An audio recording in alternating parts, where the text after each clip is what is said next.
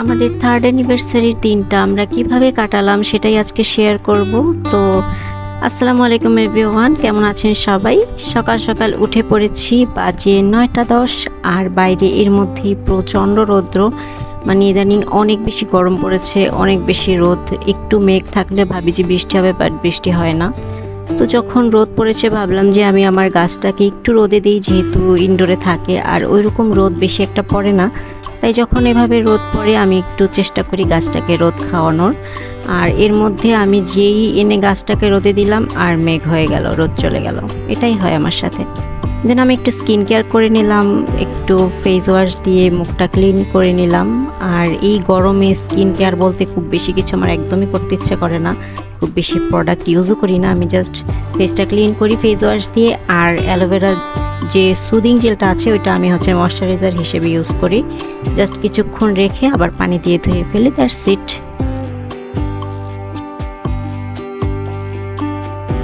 দিন আমি চলে গেলাম ব্রেকফাস্ট বানাতে। আজকে ব্রেকফাস্ট একদমই সিম্পল রাখবো, পাউরুটি আর জেলি। খুব বেশি ব্রেকফাস্ট এখন করতেও ইচ্ছে করে না গরমের মধ্যে। তো পাউরুটিটা আমি একটু সেঁকে নিলাম, যেহেতু ফ্রিজে ছিল আর কি। তারপরে জেলি দিয়ে পাউরুটি খেয়ে নিলাম, আর সাথে 1 কাপ কফি, না হলে তো সকালটাই আমার শুরু হয় না। এর মধ্যে একটা পার্সেল চলে এলো, যেটা নিয়ে আমি কয়েকদিন ধরে খুবই এক্সাইটেড ছিলাম, কারণ এটা ছিল আমার পক্ষ থেকে আমার হাজব্যান্ডের জন্য anniversary gift. By the way, যে আপু পার্সেলটা পাঠিয়েছে সে আমাকে একটা গিফটও করেছে, অ্যান্ড এই রিংটা অনেক বেশি প্রিটি। থ্যাংক ইউ আপু। কি পার্সেল নিলাম, কোন পেজ থেকে নিলাম, সব কিছুই আমি বলে দেব, একটু শেষ পর্যন্ত ভিডিওটা দেখো। তারপরে চলে গেলাম রান্না করতে। আজকে একটু চাইনিজ খাবার রান্না করব, মানে মিক্সড ভেজিটেবল যেটা বলে চাইনিজে, আর ফ্রাইড রাইস আর চিকেন ফ্রাই। তো ভেজিটেবলের মধ্যে পেঁপে, আলু এবং গাজর নিয়ে নিলাম আর কি, এগুলোই ছিল আমার কাছে। এগুলো একটু সিদ্ধ করে নিয়ে এরপরে রসুন কুচি, পেঁয়াজ আর মরিচটা দিয়ে আমি ভালো করে রান্না করে নিলাম।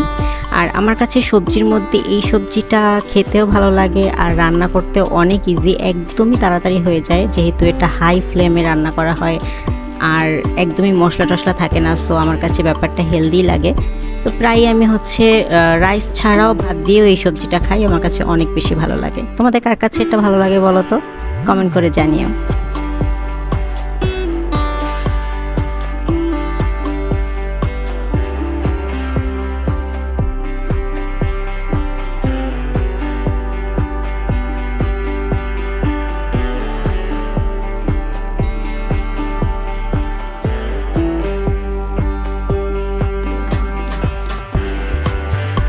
ঝটপট সবজিটা রান্না করে আমি রাইস কুকারে চাল সিদ্ধ হতে দিয়ে দিয়েছি, পোলার চাল ফ্রাইড রাইসের জন্য। আর এখানে 50% সিদ্ধ করে তারপর আমি রেখে দেব।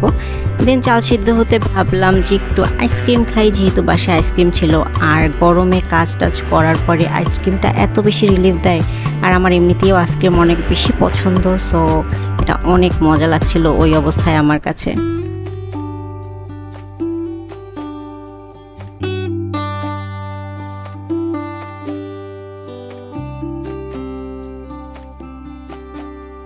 তো এরপরে আমি চলে গেলাম ফ্রাইড রাইস রান্না করতে। আর ফ্রাইড রাইসটা আমি খুব সহজে রান্না করতে পছন্দ করি। যে চালটা আমি সিদ্ধ করেছিলাম ওটা 50% সিদ্ধ হলে আমি একটু ঠান্ডা করতে রাখি ফ্যানের নিচে, বা মাঝে মাঝে ফ্রিজেও ঢুকিয়ে রাখি সময় বেশি থাকলে।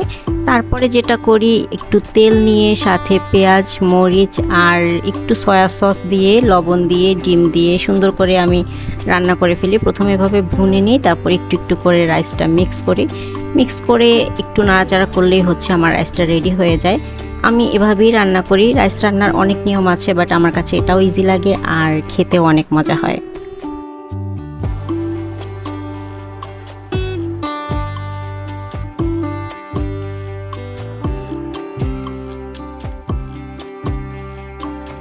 লাঞ্চের ঠিক আগ মুহূর্তে আমি চিকেন ফ্রাইটা ভেজে নিচ্ছি, কারণ আগে ভাজলে আমার মনে হয় যে এটার ক্রিসপিনেসটা থাকে না। আর এই চিকেনটা আমি গত রাতেই ম্যারিনেট করে রেখেছিলাম, যার কারণে এটা খুব সুন্দরভাবে ম্যারিনেট হয়ে গেছে। আমি জাস্ট উপর থেকে একটু ব্রেড ক্রাম্ব দিয়ে 4টা পিস ভেজে নিচ্ছি, যেহেতু এখন আমরা 4টাই খাবো। সো 4টাই ভাজবো, আবার রাতে খাওয়ার সময় বাকিগুলো ভাজবো। একসাথে ভেজে রেখে দিলে দেখা যায় যে ওই ক্রিসপিনেসটা বা টেস্টটা থাকে না। তো এগুলো আমি ভেজে নিচ্ছি আমাদের লাঞ্চের জন্য। লাঞ্চেও এগুলোই খাবো, অ্যান্ড ডিনারেও সেম খাবার। তো 2 বছর যেটা হয়েছে আমরা বাইরে গিয়ে খেয়ে আসতাম একটু সেলিব্রেট করার মতো, বাসায় কেক কাটতাম এবং বাইরে গিয়ে লাঞ্চ বা ডিনার একটা কিছু করে আসতাম। তো বাট এবার হচ্ছে যে পরিমাণ গরম পড়েছে আমার একদমই ইচ্ছে করছিল না যে রেডি হয়ে আবার মানে বাইরে যাওয়ার, একদমই ইচ্ছে করছিল না। তো ভাবলাম যে আজকে বাসায় খাই, পরে যখন একটু ঠান্ডা হবে পরিবেশ বা গরম কমবে তখন না হয় বাইরে গিয়ে আবার আমরা সেলিব্রেট করব। তো দ্যাটস ওয়াই আজকে এই আয়োজন, ছোটোখাটো একটা আয়োজন আমার পক্ষ থেকে। তো লাঞ্চ টাঞ্চ করে একটু রেস্ট নিয়ে বিকালের দিকে হচ্ছে আমি একটু দেয়ালটা সাজিয়ে নিলাম, মানে আমরা দুজনে মিলেই সাজিয়েছি। আর এই ধরনের লাভ শেপ বেলুনগুলো দিয়ে একটু ছোটোখাটো ডেকোরেশন করব। অ্যান্ড এটা হচ্ছে গিফট যেটা আমি পার্সেল এনেছিলাম, খুলে দেখাবো পরে। অ্যান্ড রাতে ডিনারে আমরা সেম খাবারই খেয়েছিলাম। অ্যান্ড ডিনারের পর হচ্ছে আমরা কেক কেটে সেলিব্রেট করেছিলাম।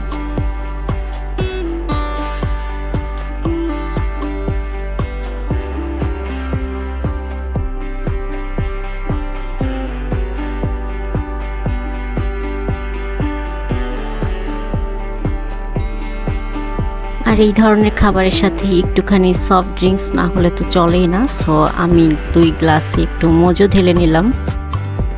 সো এখন হচ্ছে most awaiting part, gift unboxing. তো ওই যে পার্সেলটা এনেছিলাম, কি এনেছিলাম এখনই তোমরা সবাই দেখতে পাবে। তো এই যে এটা আনবক্সিং করা হচ্ছে। আর এটা মূলত একটা হচ্ছে কোস্টার, যে কোস্টারটা হচ্ছে আমাদের অ্যানিভার্সারি যে ক্যালেন্ডারটা ডেট সেটা দিয়ে বানানো হয়েছে। আর এটা বানিয়েছে রেজিন ক্রাফটার মিমের মিম আপু, অনেক সুন্দরভাবে যত্ন করে জিনিসটা বানিয়েছে, আমার খুবই পছন্দ হয়েছে। আর এর পাশে যে ফুলগুলো, এগুলো হচ্ছে আমাদের বিভিন্ন অভিমান, মান এবং ভালোবাসার সাক্ষী হিসেবে এই ফুলগুলো আমি জমিয়ে রেখেছিলাম, সেগুলো দিয়ে খুব সুন্দর করে ডেকোরেশন করেছে আপু। আমার জিনিসটা অনেক পছন্দ হয়েছে এবং এগুলো কিন্তু অনেক দিন পর্যন্ত থাকে, অনেক দিন কি বলতে গেলে সারা জীবনই থাকে। তো রুমের একটা সাইডে এরকম একটু ডেকোরেশন করেছিলাম। আর এই যে হচ্ছে আমাদের কেকটা এনেছি অনিস বেক হাউস থেকে, যে রেফারেন্স পিকচারটা আমি দিয়েছিলাম আপু একদম হুবহু সেরকমই বানিয়ে দিয়েছে এবং টেস্টও মাশাআল্লাহ অনেক ভালো ছিল। এটা মূলত ভ্যানিলা ফ্লেভারের একটা কেক ছিল।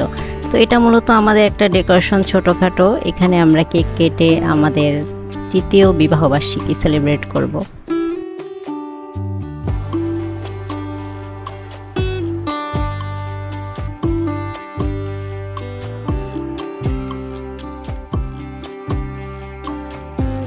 আনফরচুনেটলি এই দেয়ালটা যে ডেকোরেট করেছিলাম ভুলেই গেছিলাম যেখানে ছবি তুলতে হবে কেক কাটার আগে, তো কেক কাটার পরে একটু ফটোশ্যুট করে নিলাম। So that's all for today, thanks for watching. সবাই আমাদের জন্য অনেক দোয়া করবেন। আজকে পর্যন্তই, টাটা।